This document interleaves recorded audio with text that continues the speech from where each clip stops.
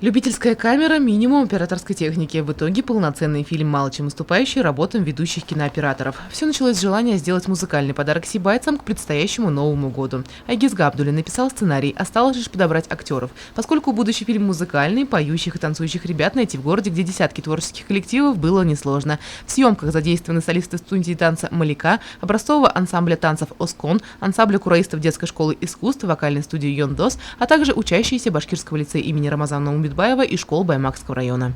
Снимали республиканский конкурс «Афарин» и другие концерты снимали. И вот на этих концертах мы увидели удивительно талантливых детей.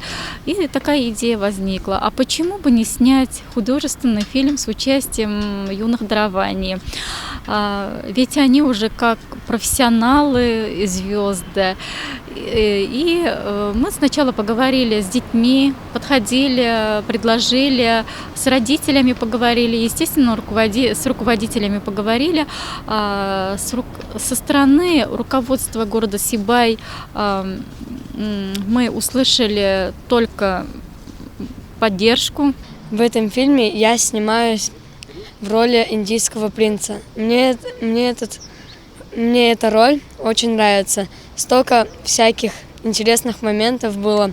Первый раз мне было чуть-чуть волнительно, но потом мне стало гораздо лучше.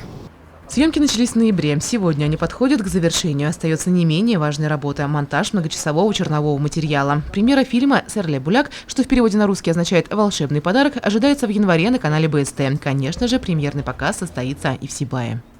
Елена Афанасьева, Айгуль Хамитов, Дамир Хайбуллин, Гульгина Раскильдин, телекомпания СТВ.